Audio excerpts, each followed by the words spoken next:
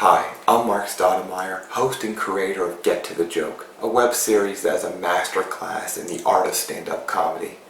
I hope you find today's episode to be both fun and helpful, and you can help me out by subscribing to my YouTube channel and liking the video, and feel free to drop a comment. I'll be happy to get back to you.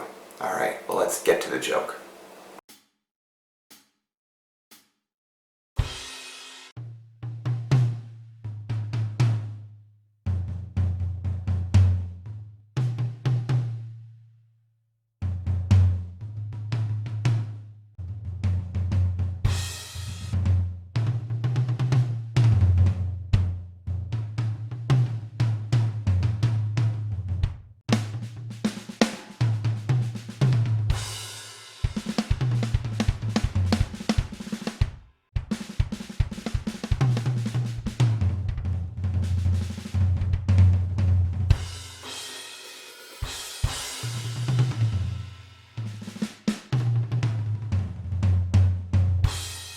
Hi, I'm Marc, a comedian from Philadelphia. As you can probably imagine how much going on right now. I can tell you the most exciting thing I had going on this week was my buddy called me up. He was like, "Hey Marc, found this cat outside." So I neutered him, gave him the shots, and I rescued this cat. You want to come over and see my cat? Well, I got nothing better to do. I'll drive 45 minutes to come see this cat. Showed this guy's house, cat's not even there. Go, "Dude, where's this cat go?" He goes, "Oh, it's an outdoor cat." Outdoor cat? Let me get this straight, fella. You found a cat outside, cut its balls off, and put it right back outside. Seems like a pretty raw deal for that cat.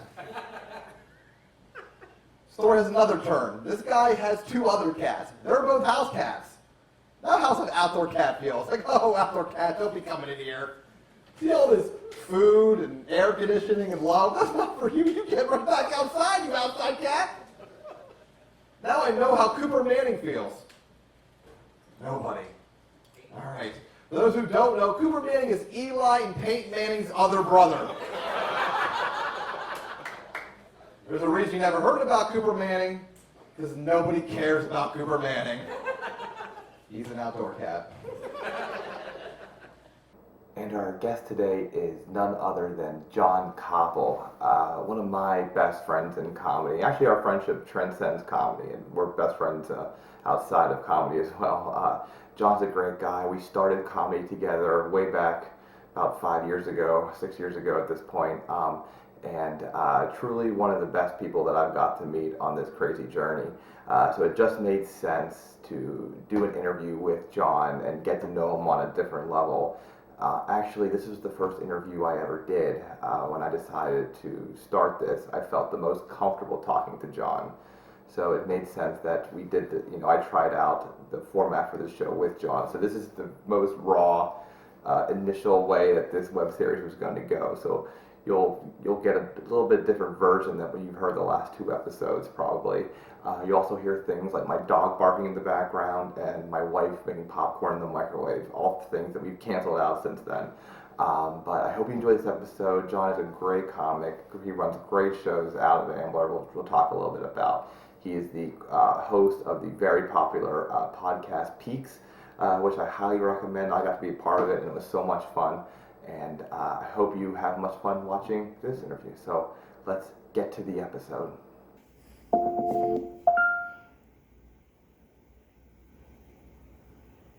Hey, can you hear me? There you are.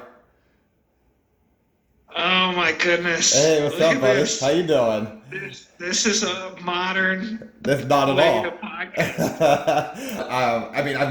I've known you for as long as I've done comedy. I think you and I started around the same time. I started in August of 2014. I did do my research on you as well, despite all the stuff that I already know about you, which was very helpful. I did listen to your launching pad with Silas, which was awesome. I thought that was actually a very good podcast as far as like getting to know the person who's on the podcast a little bit. I thought he did a great job at that, and I'll put that in the show notes for this so people can link to it. I'm not going to go over the same questions that Silas did because that's just a repeat. That's a waste of your time. But I thought that was very good, so yes. So let's get into, first of all, how's I mean, I've seen you since quarantine, but only once, I think, just this past Saturday, right? So how's everything going? You guys are doing all right? Everyone's staying healthy. You don't know anybody with One of my coronavirus. best friends got it. Okay, and how'd that go? And he's okay. That's He's good. okay. He's my age. I'm 39, Yeah. and he's in good shape and all. And he said it was like the worst 2 weeks of his life, and then he was like totally zapped for the next couple weeks after that. He's okay, but he told me like, "Yo, this ain't the flu." Like, Yeah. this was back in March when people were still comparing it to the flu. He's Yeah. like, "It's not the fucking flu, Yeah. man. Like, this shit sucks." Did you go to the And hospital? then no, Okay. no, but it was bad. And then another good friend of mine, both of his parents got it, and they were pretty Jeez. miserable, and they're okay. So nobody that's gone. Actually, somebody on my wife's side of the family recently passed away from it. Wow. Really? Yeah, yeah, not like an immediate relative, But but still, jeez. yeah. But tell me first, like when you got fascinated with stand-up comedy. I loved stand up from the beginning. My first guy was Eddie Murphy, Hmm. and we had the like when I got like so many kids that came up around in like the early to mid '90s. I joined one of those CD clubs, Yeah. and amongst the first CDs I got the Eddie Murphy comedian, Yeah. which is basically Delirious, Mhm. and it was just like the shit was crazy. And then Dennis Leary's stand up, No Cure for Cancer, came out around the same time. And just both of those were on really high rotation. And then HBO had so much stuff. I loved George Carlin, Yeah. a lot of the Robert Klein stuff. How And do you even know that Eddie Murphy had a CD at the time? Because I feel like at our like I'm only a few years younger than you. I feel like we would have known Eddie Murphy as like a comedic actor more than a stand-up at our age kind of deal. because of Raw. Okay.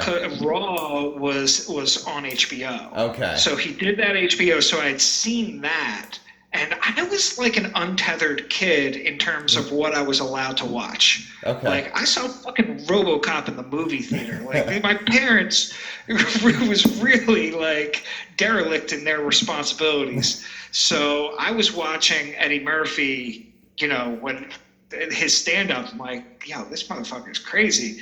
Like he's great. So I knew I had to get an Eddie Murphy album when I found out that was a thing. Okay. So those were the guys. But all that being said, I always had the appreciation. I don't think that I ever had a deep fascination with it. Like I Okay. never tried to deconstruct other people's jokes and like memorize their bits or anything. It was never my dream to like do stand up. Yeah. I was like a funny kid, I guess. I got I got voted funniest when Okay. I graduated The high senior school. superlatives. Yeah.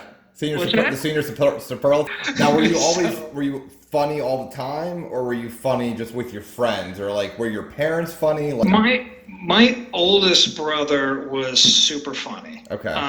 But 10 years older, and then my brother that's just 11 months older than me, he's a cardiologist now. Mhm. And he's got a good sense of humor, but he ain't funny. Like he's just not wired that way. My dad's not funny at all. I think it mostly came from trying to please my oldest brother, Okay. who different dad. I remember when I was Wait. What do you mean different dad? What do you mean you guys had different fathers? Yes. Oh, I didn't know that. I grew up in the same house, and it's Okay. like we looked alike. Okay. Yeah, but different dad. And his dad was very funny. Okay. My dad's not. But I remember one time when I was like 6 or 7, I was eating breakfast, and my older brother, he was eating breakfast too. He walked away for a second, and my mom walked into the room, got rid of his breakfast, and my brother came back and was yelling at her for like getting rid of the breakfast. It's like, what are you doing? I was still eating that. You're like a food murderer. And I was just in the like middle of eating. I was like, yeah, serial killer. And my brother laughed so goddamn hard, and I think I just that was one of the early me remembering like, oh shit, because he was really impressed. He was like, where'd you hear that? And I was like, I don't know. Now he's 10 years older than you, so did he Did he help raise you? Because who were you closer to? The brother who was 10 years older or the brother who was a little under a year older? As far as looking back over your life. And I want to touch on this older brother here in a minute or two. But like, who were you closer with growing up, I would say? I mean, so close with both of them. Okay. Really, really tight with both of them. I couldn't say, but Okay. different relationship. It's weird because they were tight with each other, but like I don't buy that they were as tight with each other as I was with both of them. Now, It just doesn't. They were too different from each other. How was your father with the older brother? That wasn't his biological son, and he was living in his house. Was that like weird, or was that just what was that like? Well, my parents got divorced when I was like 5.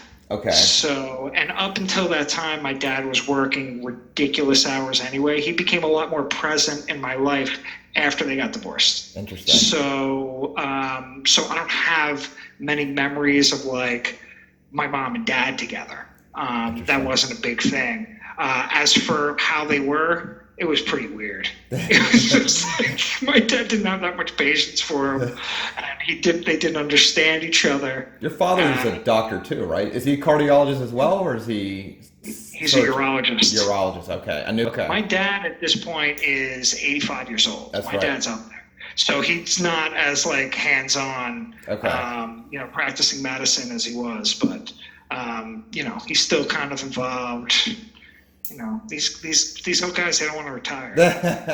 You talk about your mother quite a bit from what I've seen of you. You don't talk about your father hardly ever in your bits. So are you closer with your mom? Is your mom more understanding of talking about you're kind of more nervous with your dad, having your dad because he's a professional? You more hesitant to push on the gas with father jokes?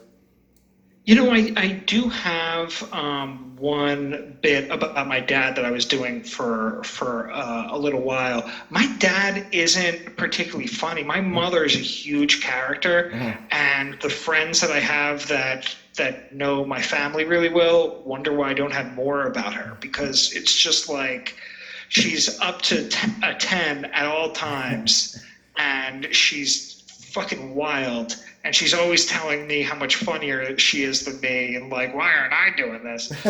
So your parents divorced at 5, and so your dad's more in your life after the divorce. So he's like, oh shit, this is I don't want to lose my kids kind of thing. So now he's more in your life at this point. Are you? Yeah. What's that like? So now you're living with your mother, with all her biological children, your full brother and your half brother. All 3 of us. And then your father is do you see? So is he just down the street? He's totally involved. No, okay. He was like 20, 30 minutes away. Okay. Involved, saw him, dedicated dad, awesome dad. Okay. He's an odd dude.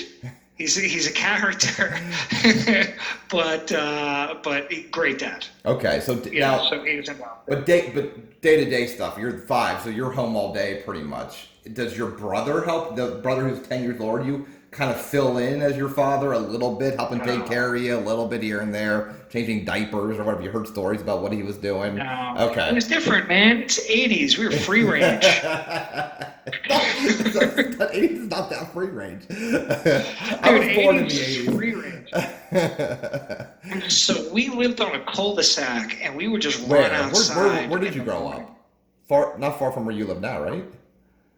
No, not far. Regretfully, I didn't make it too far. Okay. No, I grew up in like Fort Washington. Yes. And we had a neighborhood, and it was safe. Not it didn't have through traffic. We were just outside playing kick the can and riding bikes and going to the woods. And an older kid set up a rope and swung on that shit. Yeah. And we were just hanging out with other kids all the time.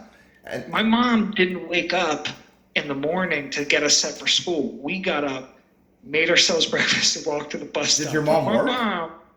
Did she work? She worked, yeah. So her income was based on child support, though. So it wasn't like it was based on child support you got from your dad, then, I'm assuming? That's how she raised you. So we're talking about a ton of money at this point. Just enough to kind of raise you guys. Yeah, we're good.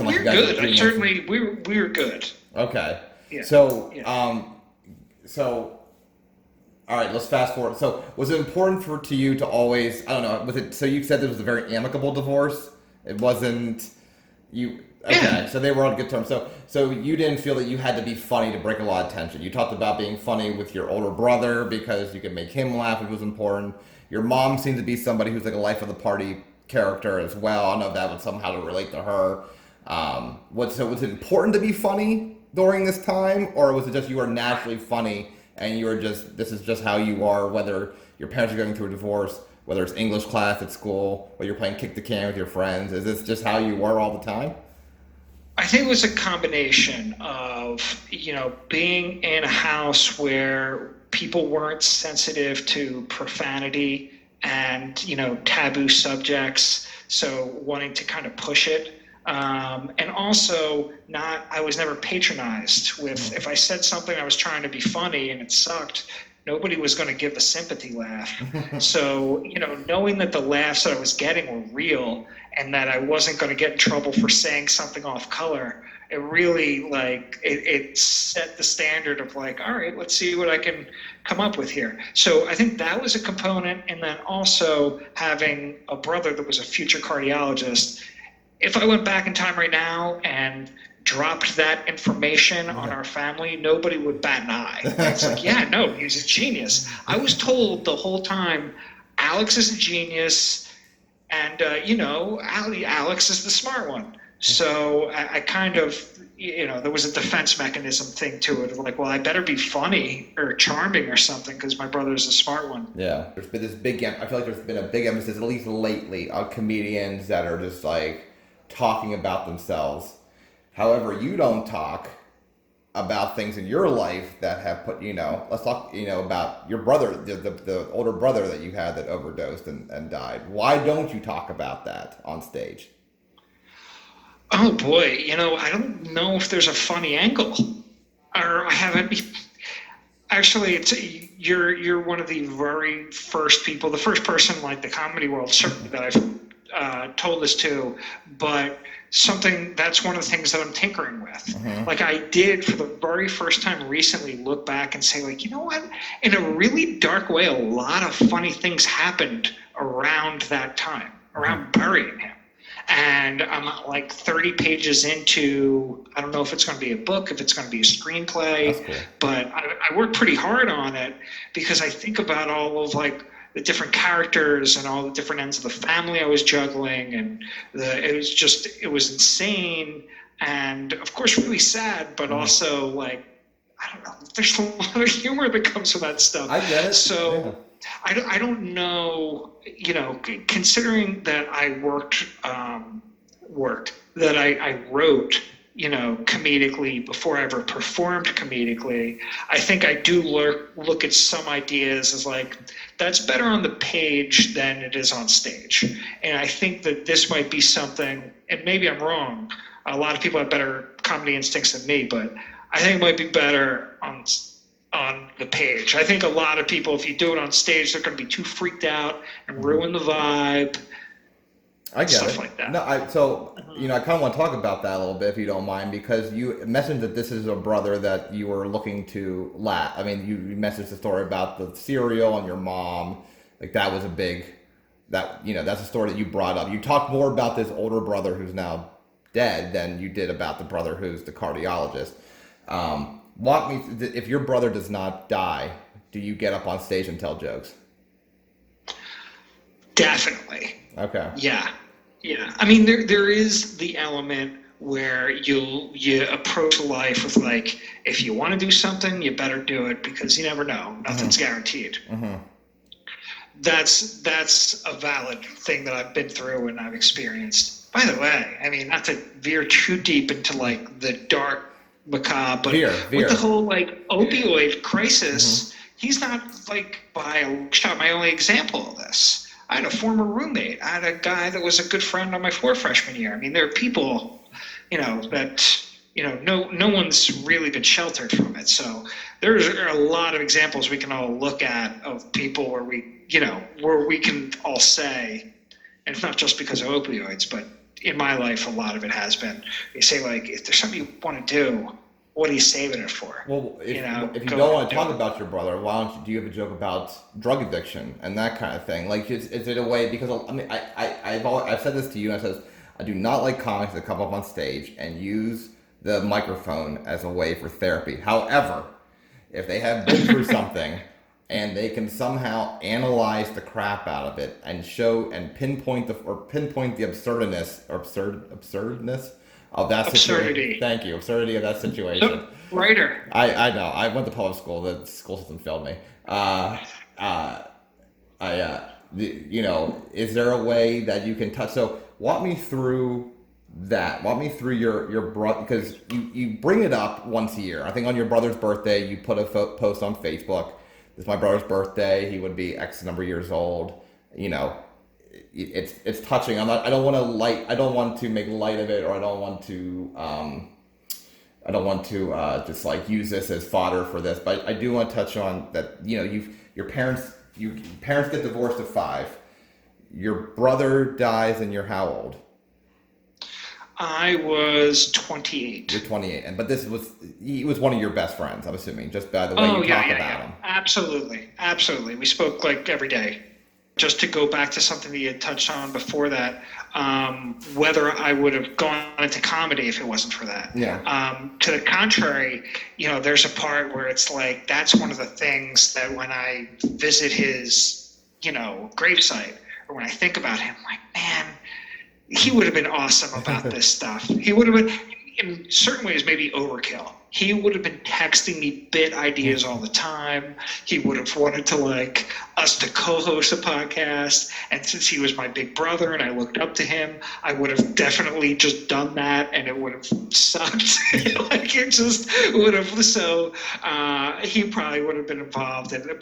But yeah, and all the things would have happened. And as soon as I started actually doing it, he would have pushed it further and further, I think.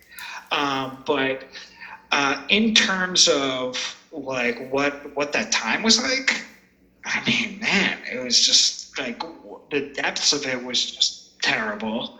Um, the positive thing is that addicts are pretty cool, other than the fact that like they put you through hell, and watching them struggle is extremely painful. But people with addictive personalities, those are the ones that, like, when they latch onto a subject, their eyes light up and they laugh so hard it's almost like weird. And they're more alive than the rest of us in a lot of ways. I kind of like, I kind of like people with impulsive personalities. I feel like in certain ways, a lot of comics are kind of, that's their compulsion. So I get it, and I like that part of it. And obviously, there's the destructive part of it. But like, they're almost a lot of the ways like these CEOs that are running their own business, because they just get obsessed with things. They get their teeth in it, and that's what they're thinking about. And unfortunately, those same people, if they get into drugs, well, then it's going to be trouble. I would say that, it's just, you have to be genuine when you're telling jokes, and I think that it would be disingenuous for me to go up there and act like a guy that has demons. I mean, sure, I've had things, and that's probably the brothers, right, first and foremost on the list of challenges, and anything that would haunt me.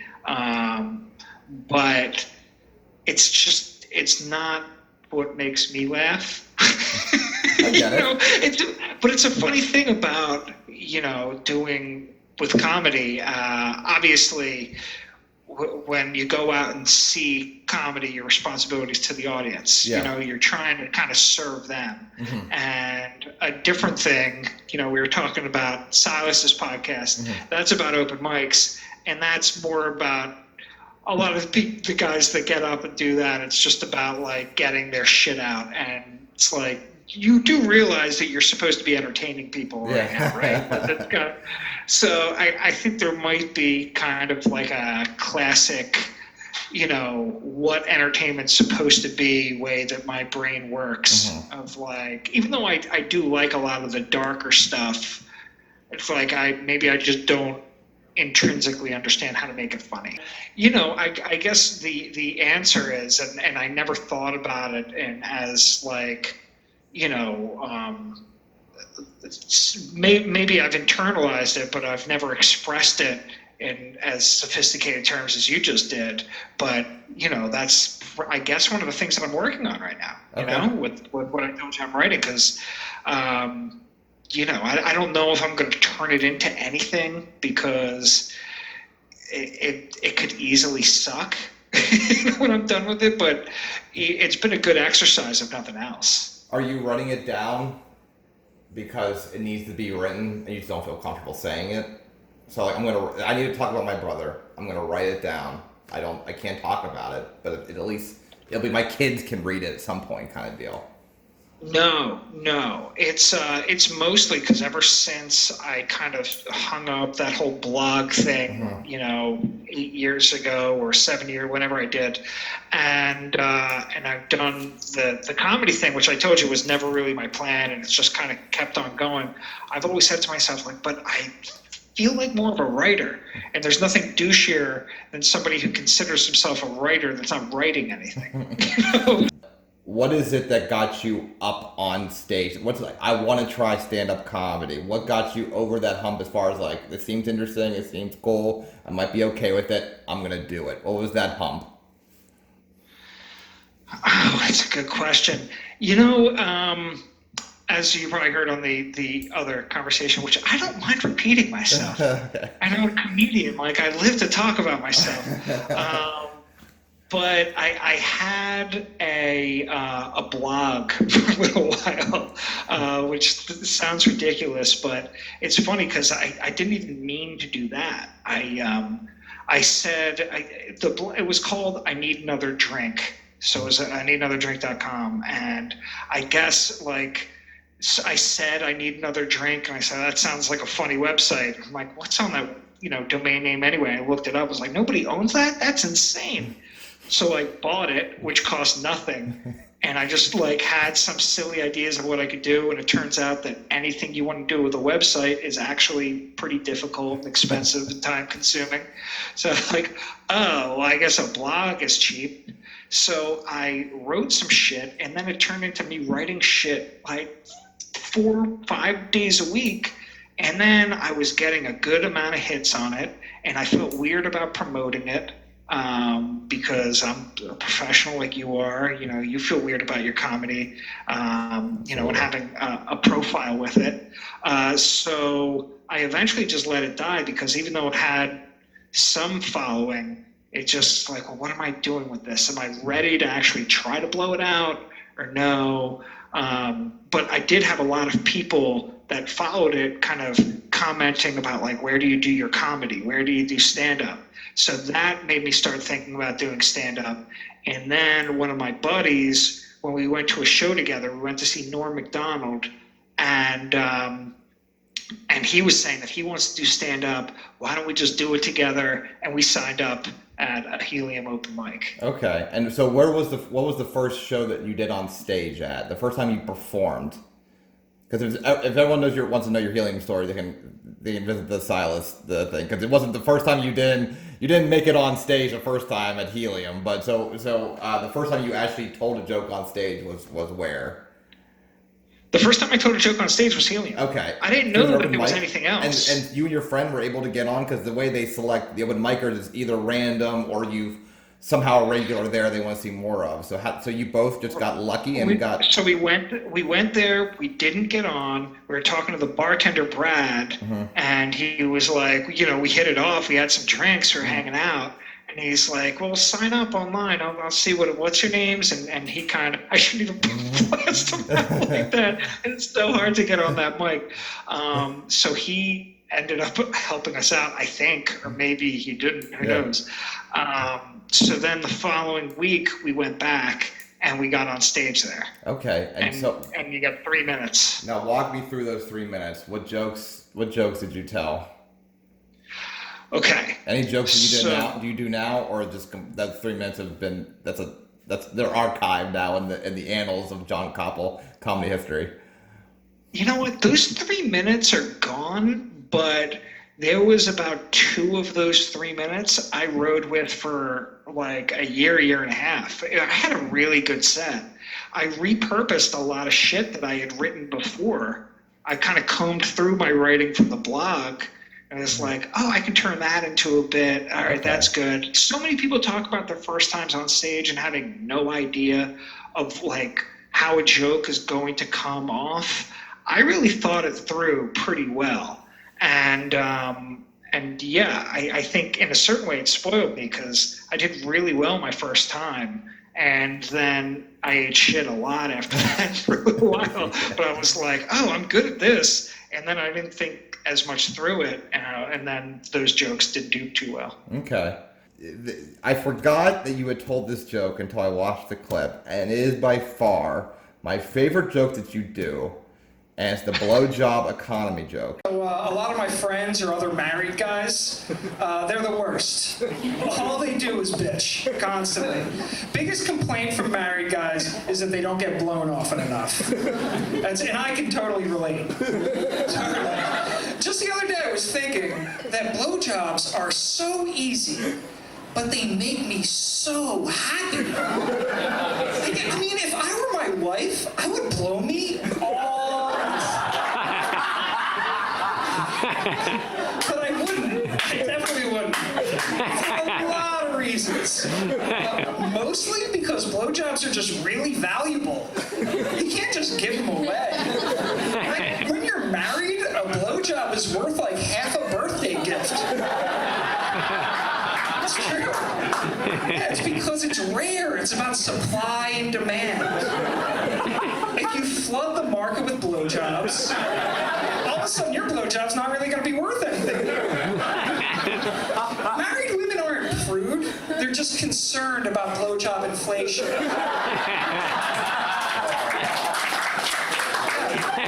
My wife went to business school. She understands blowjob economics better than I do. But that's pretty much the gist of it. And tonight I'm going to get home, I'm going to make a move, and she's like, are you crazy? Haven't you been watching CNBC? Blowjob markets have been way too volatile. Damn it. I hate blowjob economics. Yeah. Is as far as a joke that you do that I would say is perfect from when it begins to when it ends, I think that is your most complete joke, and you don't do it anymore. Why don't you do that? Let's first of all talk about that you are married. How long have you been married to Megan for at this point? 10 years. 10 years. Okay. So what is it like telling a joke? Like when that clip was bad, I was at that night. I was there that night that was filmed. What was it like telling that joke with not only your wife there, but then most of her family came out to support you that night? You can say that. Maybe like 3 members of her family. So yes, telling a joke like that, not only in front of Megan, but also in front of her whole family. This joke about getting a blowjob from her. What?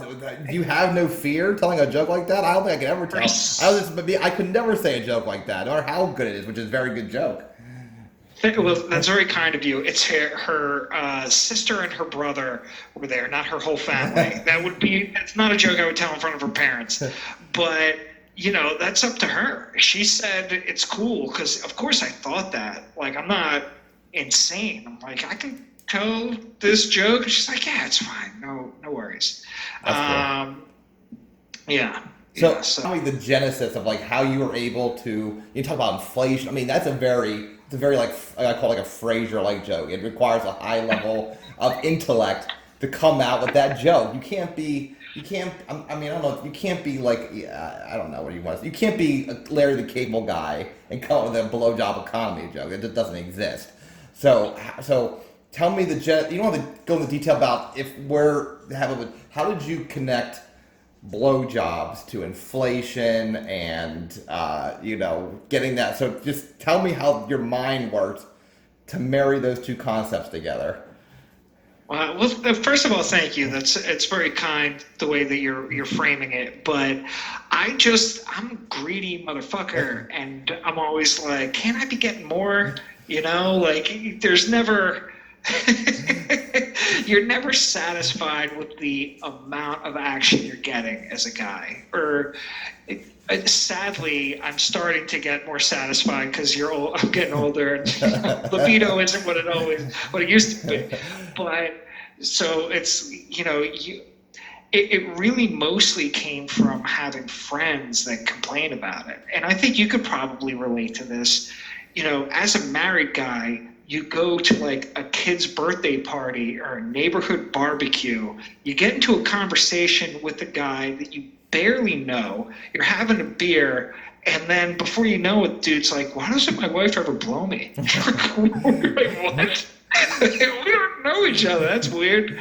So I kind of was thinking about how funny it is that married guys always bitch so openly about not getting blown. It wasn't even about my circumstances. And frankly, like, my wife takes care of me. Like, I really don't have much to complain about. But so when I initially conceived of the idea, I was like, well, I can't talk like I'm Mr. Blowjob because I don't think that's funny to like gloat. I prefer for the joke to be on me. That's like how most of my jokes go. So I was like, all right, the concept of guys bitching about not getting blown is funny. I can start with that. I'll pivot to making the joke about me. And obviously, a stereotype about Jewish women is that they'll blow you all the time before they get married, and then it's over. My wife's not Jewish. I'm just saying it's a stereotype. But I was thinking about why they would behave like that. I was like, oh, because leverage. And because, like, then what is your blowjob worth if you're just giving it away? And so it just seemed like a very short walk from there before I'm thinking of it like, as an economic measure. Okay. What did you do? Did you take out your phone? Oh my gosh, blowjobs can equal inflation. Or did you write? Do you have a tablet to write down? Tell me, the joke was in your head. Tell me, you told me that you heard at a party, these guys of yours keep bitching about not getting blowjobs. Now correlate that. Do you put pen to paper? Do you sit down and write out this joke? Tell me about that process from when it was at the party to when you told on helium. What's the middle part? So the way I develop my stuff usually is the notes section of my phone. So I'll just be on my phone and I'll just start working it out. And usually the funny part isn't even your first idea. It's what you turn it into, like the weird turn that it takes. And in this case, the inflation thing. Yeah. But yeah, I started typing it into my phone. And I think that my first idea was about like, listen, like married women don't like to blow their men, and that's sad, but I totally get it, because if I was them, I wouldn't either, because it's just way too valuable to give away. And then I guess it was probably me playing with it in my phone for a couple more days before I arrived on the kind of devaluing your blowjob, and I'm like, oh my God, if I turn it into inflation and turn it into economics, and then, turning it into like the fact that my wife understands business better than I do. It's like, that's when I felt like, so it probably was like a 4 or 5 day, like little arc before I got to anything resembling what you heard. But I'll tell you, so I probably worked on it in writing for 4 or 5 days. I told it in open mic, and probably worked it at an open mic like twice before you saw that. Oh wow!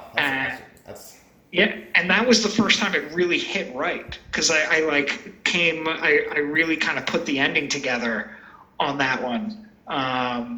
So yeah, you saw it early in the process. You don't write down your joke. You put on your phone. You put, all right, here's the premise. I feel like these are the funny parts. And then you take that phone up at an open mic and you just reference the phone, or do you memorize? You leave the phone behind, and then I leave it behind on my drive there, because we live in the burbs. So I can relate. Yeah. Yeah, so you always have a long drive, so I'm like talking to myself in the car on the way. Okay. And so, it's not that I take it lightly. I pulled up my phone while we were just talking. I have 1,362 notes. Wow. Which means like different note documents, and that's not all jokes. A lot of it is other kind of creative projects that I'm working on and ideas and probably shit that has nothing to do with comedy too. But a lot of it is stand-ups. More of it than not is stand-up. Your stand-up mind exists on your phone. Without that phone, you have nothing. I typed them into my laptop early on, but it's turned into the phone. Okay. Christian Manuel, good comic, really good guy. He actually gave me a note on that one. Usually when comics give you an idea, it sucks. But but he told me, you know what, give another example at the end there. Give another hit. He wasn't even concrete, but he was like, give a little bit more. You've got more to go on the ending. And then I didn't even get to work on it again until Helium, and it went really well. And I was able to tell him, the joke that we saw in this clip, and I say we saw because I'm going to put the clip on. So you'll have it. We saw in that clip, that is what you told at the open mic. There was no editing to it. You didn't go back and was like, this part didn't work because of the open mic, or... No, it was improved from the open mic. That was the first time I told the joke the way that I went on to tell it for another 6 months or so before I got shook and retired it. All right, so we were talking about your marriage, your family. You don't do too many kid jokes. I will say your Facebook posts crack me up. You're couple, thanks. And mostly it's about your kids and that kind of thing. But I guess your material, you have a few things about your children, but it's not a recurring theme, I would say, in your stand-up act, is your kids. You'll reference them, but it's not like what you do on Facebook. Your Facebook is mostly the interesting interactions you have with your daughters. Your stand-up act is mostly what you're going through, kind of thing. Is that fair? Are you protecting your kids? It's probably fair.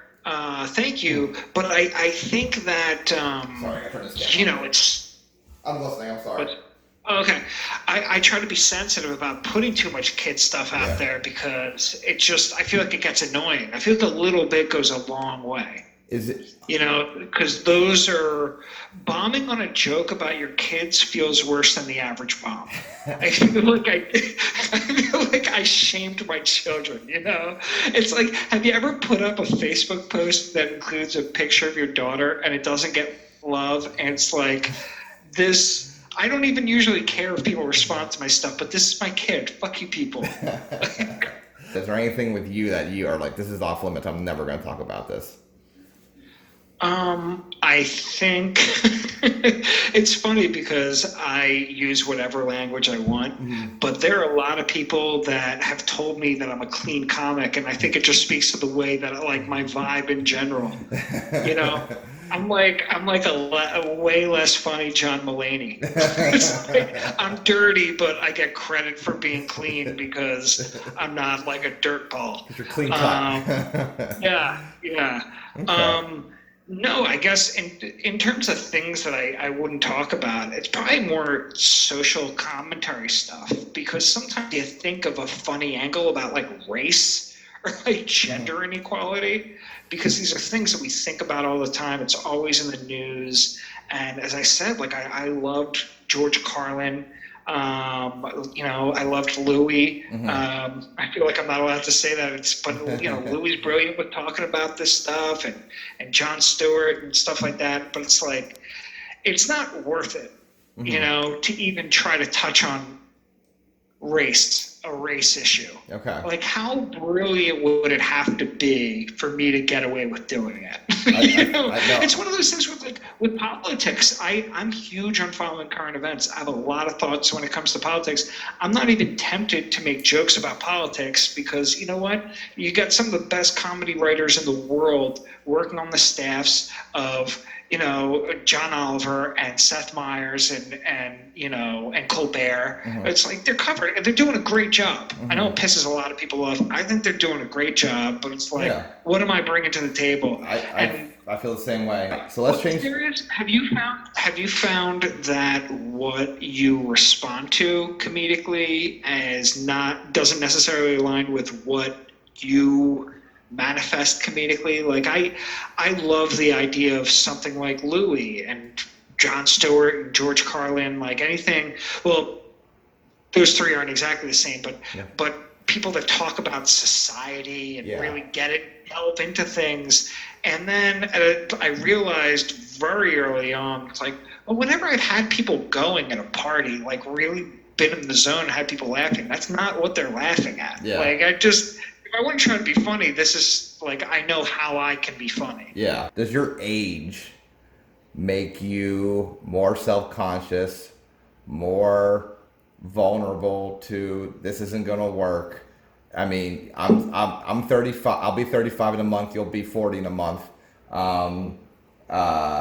But we're dealing in an industry where I say the people that are making it are in their mid to late 20s, that we see in Philadelphia. But I'm talking about like the class of right now are mostly in their 20s, I would say.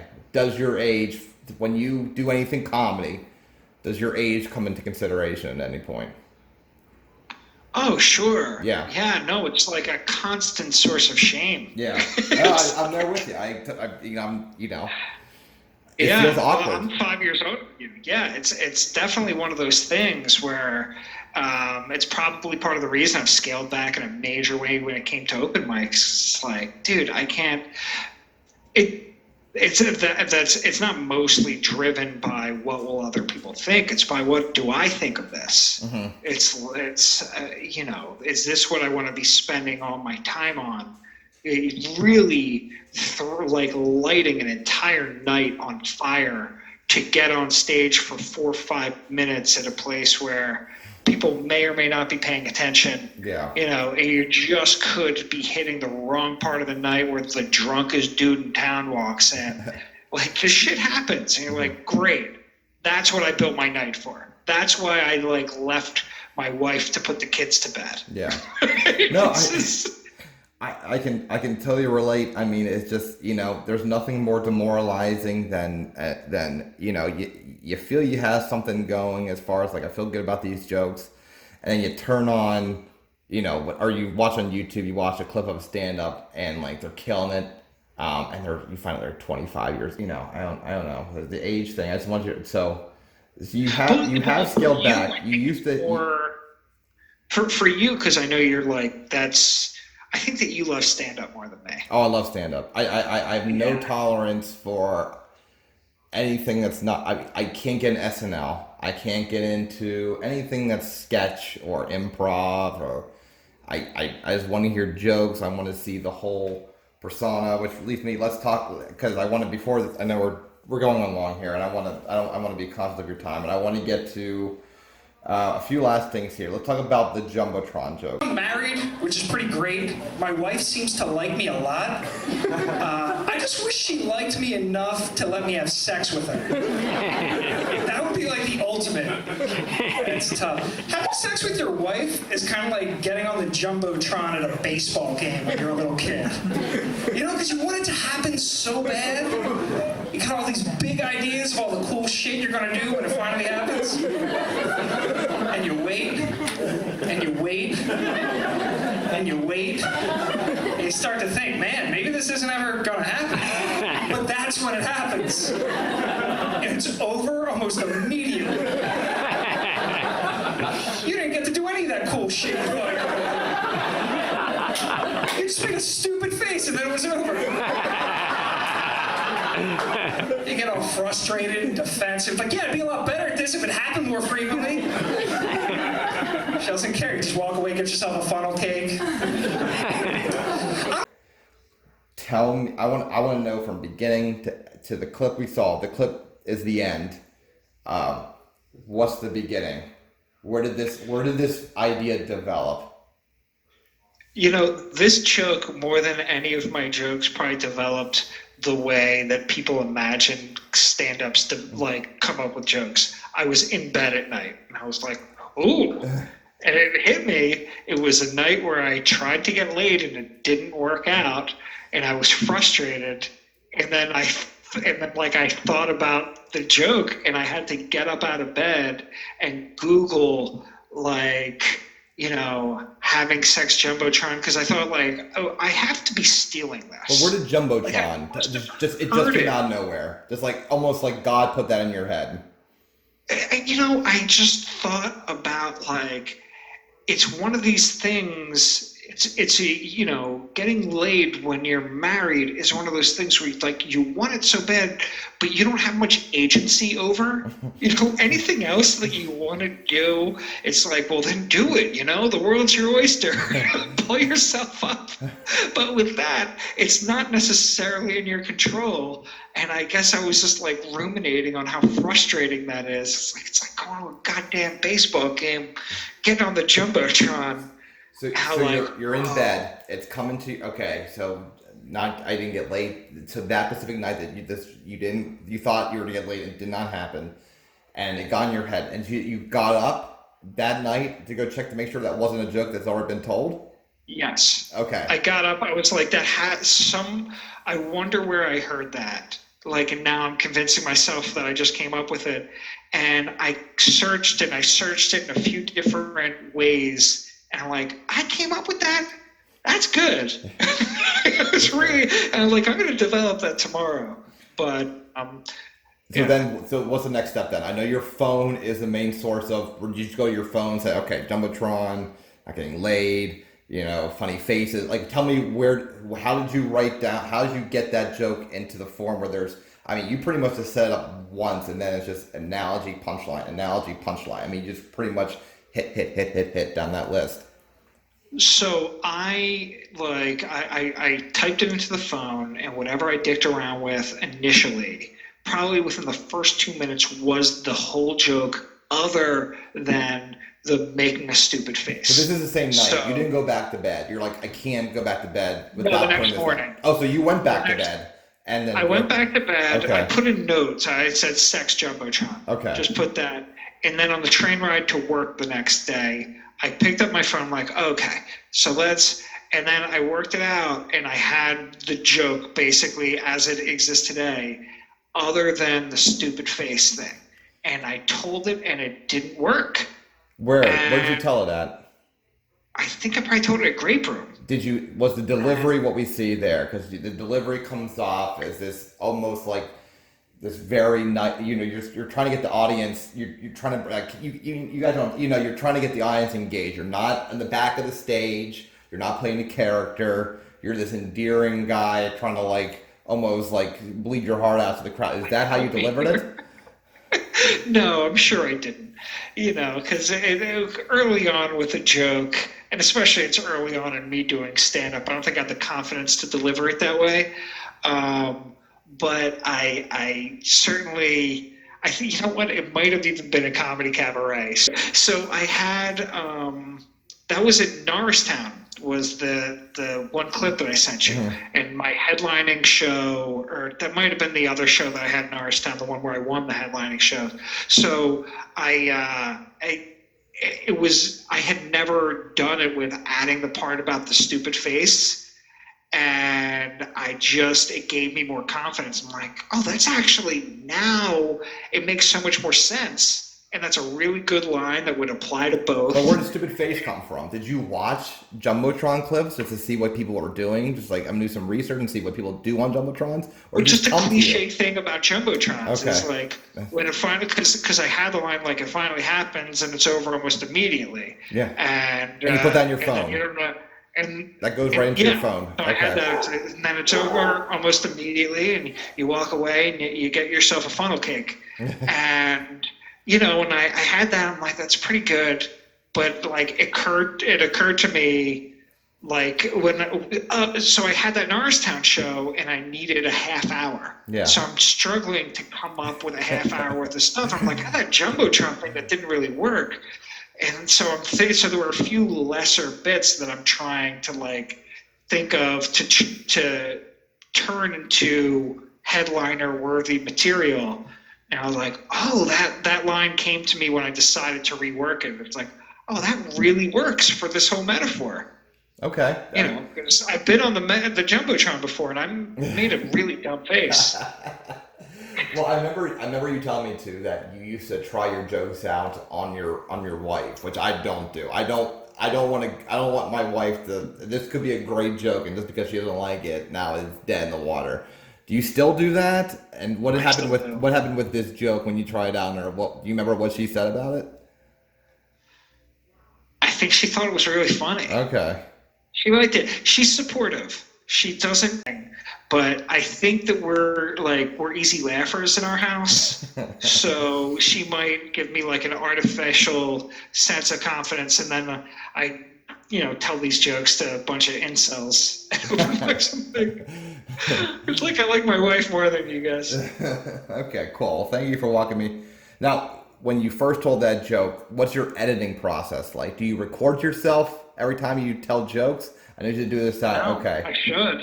So I never record myself. How do you know what's not working? Because I remember this joke, and the reason I bring this up is both clips didn't. You talk when I remember this version from the Cafe La Fontana days was you go down to the powder room, and now that doesn't exist. That part of the joke doesn't exist anymore. Wasn't that part of that joke?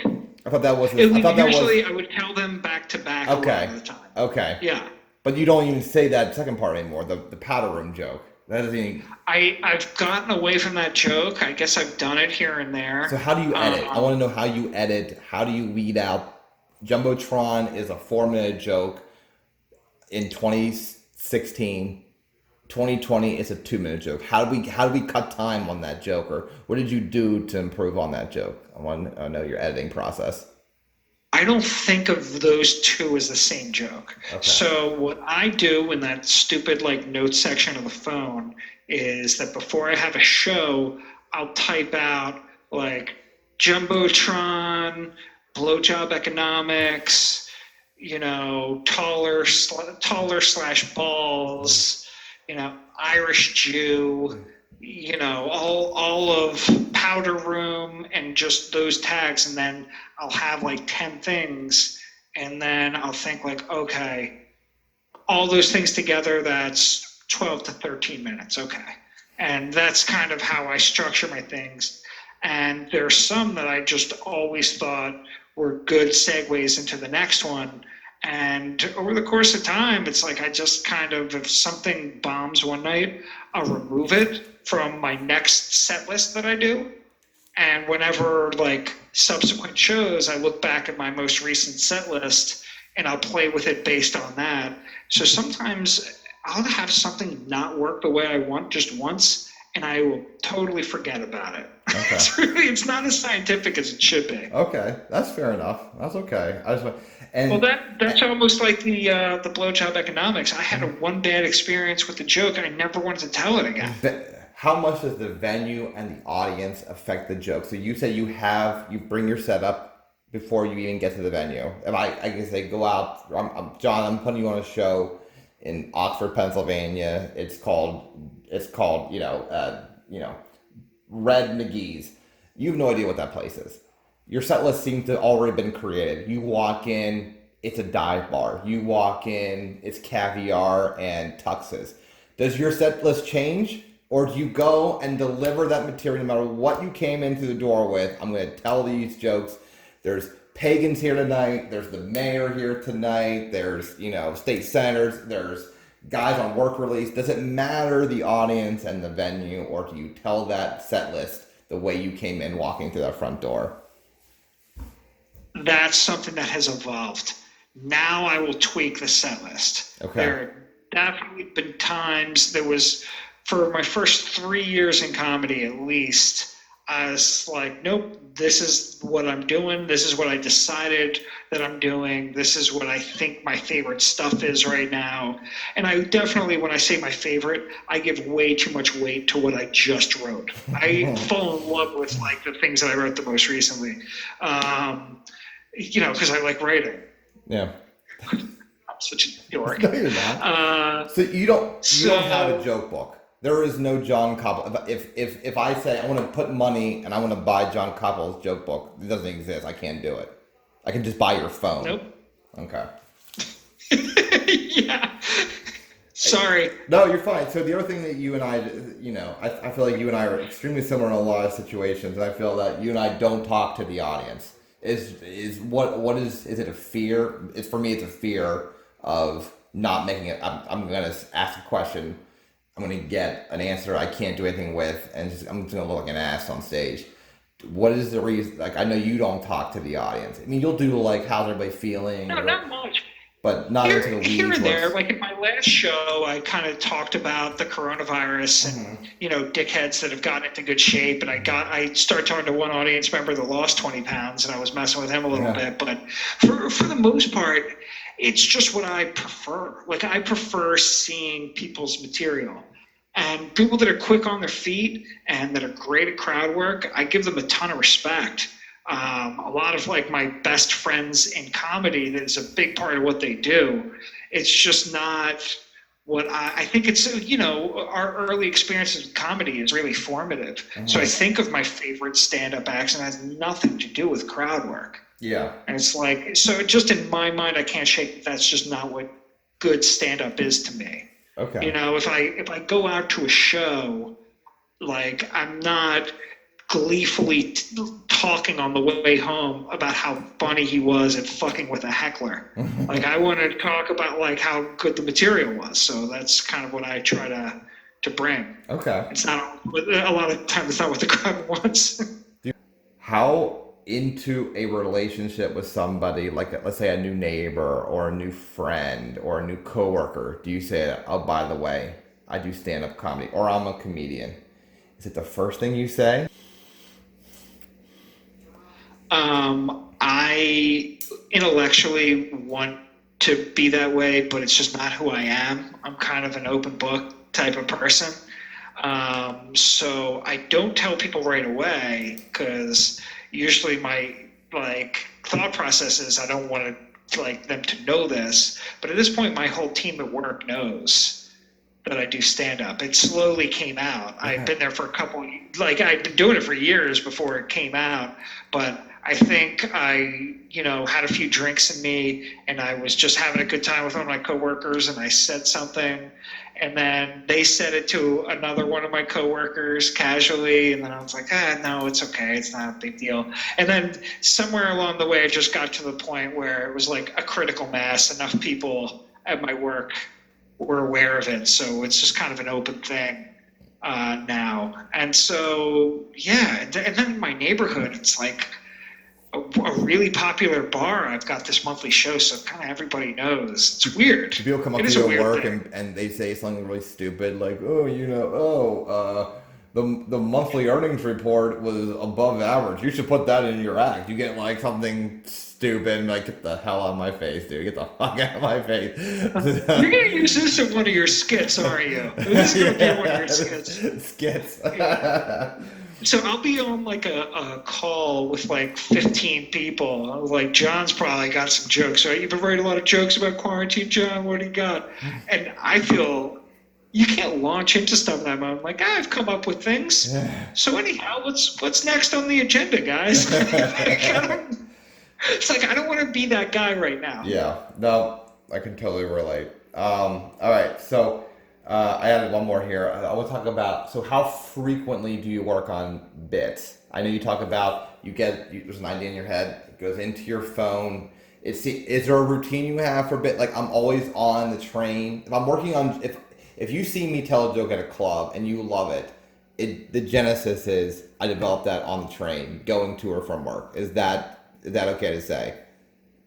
More often than not. More often than not. A lot of the time, it's just I'll be having conversation, and like me or somebody else will say something that gets me going, and then I might just like at some point write down the idea for it, but I'll flesh it out when I'm on the train. Okay. And is that an everyday thing? Like, no matter what, I'm going to spend at least 10 minutes. I have nothing new, but give me 10 minutes. Okay. All right. I don't know. It does come in bursts, though. All right. Let's do this. So you run a forest. So your monthly show is Forest in Maine, which is the venue is awesome, except for that pillar that comes down the middle. It's a great bar. But tell me, Forest in Maine is first of all, their beer is delicious. I'm big on craft beer and craft coffee, and that's like not Starbucks. Drinking Forest in Maine beer right now. Oh, nice. Yeah. Well, do you get free beer from them? No. They don't give you free beer? Well, yeah, but fuck that. I'm talking about I mean, oh my gosh, they should be giving you. Like, They should at least let you walk out with a 6-pack. That's all I'm saying. At least let you walk out with a 6-pack. That's not too much. They take care of me. They're good. They're good people. Forest and Main is a great venue for a lot of reasons. One, it's a free comedy show without the stigma for comics that the people showing up are just there to get drunk or they're there to just like, oh, it's free. These are people who are generally millennials looking to come out and have a good time, respect the art. That I've done it twice. But I feel like the third time was this past Saturday, which I hope I ever did.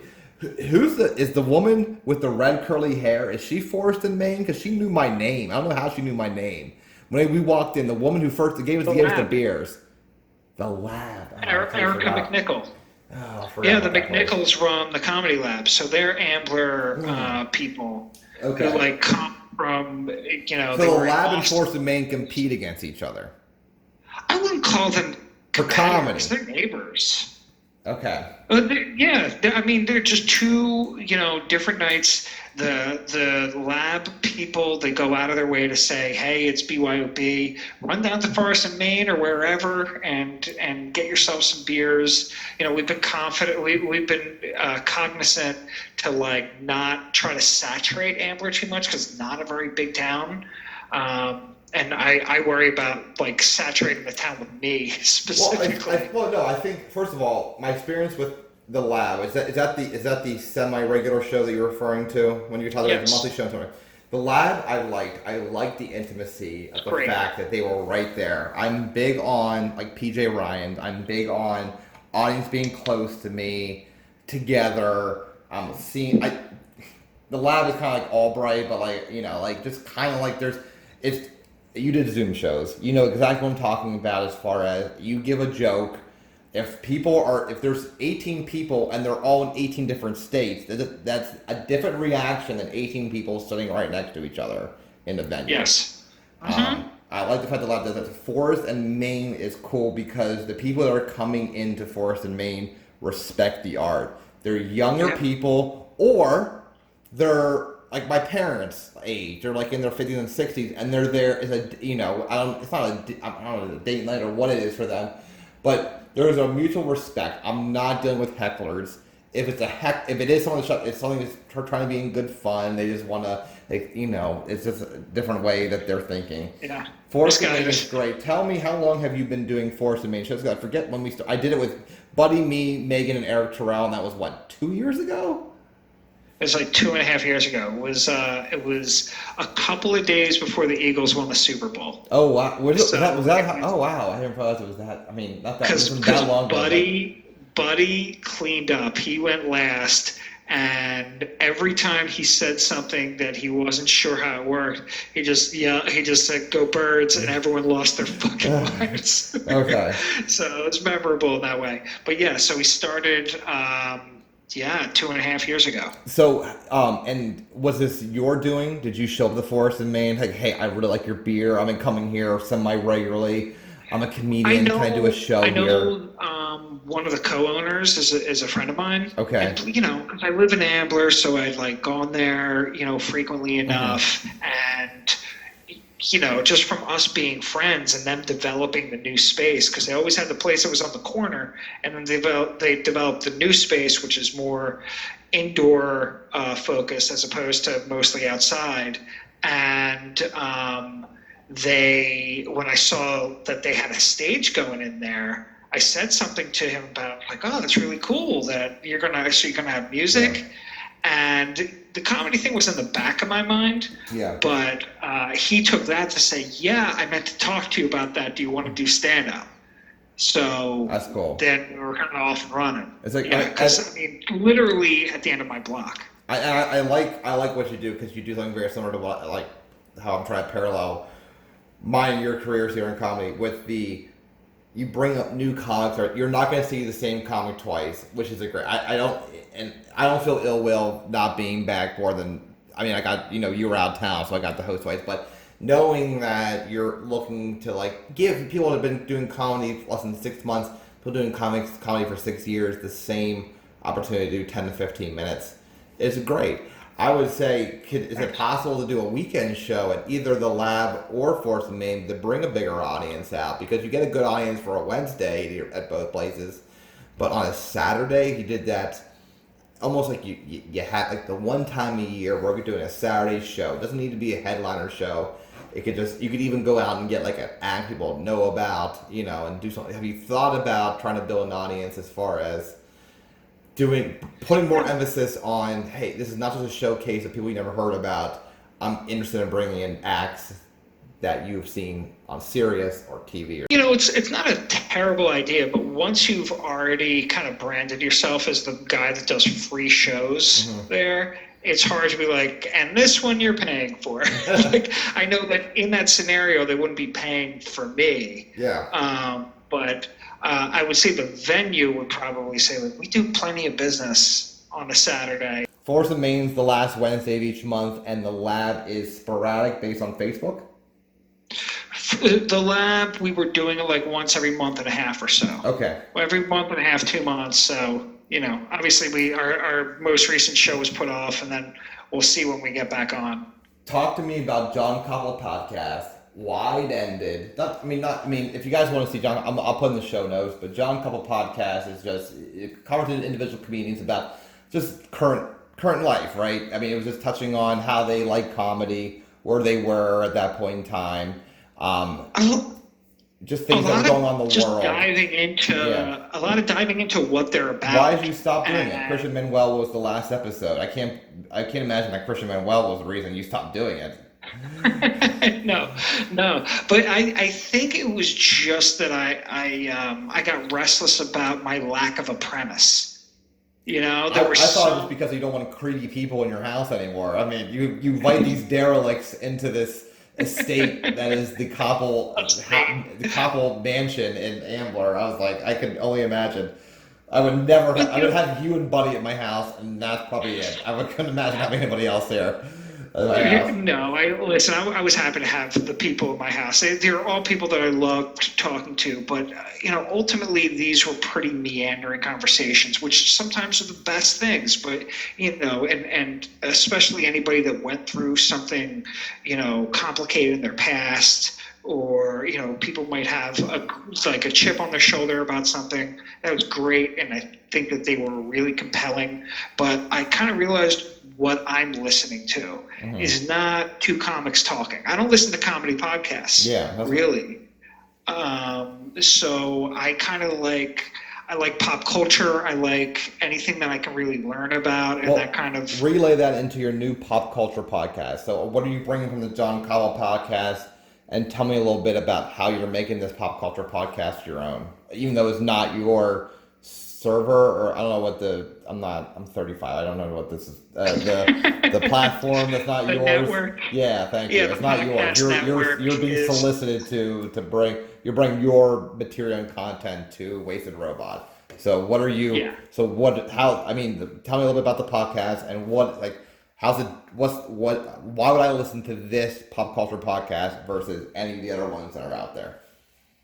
Well, I think because of the concept. I haven't seen this, and I think it's a concept that would interest a lot of people. So the podcast is called Peaks, and these are in-depth conversations about the most influential peak periods in the lives of the people that have dominated pop culture in recent history.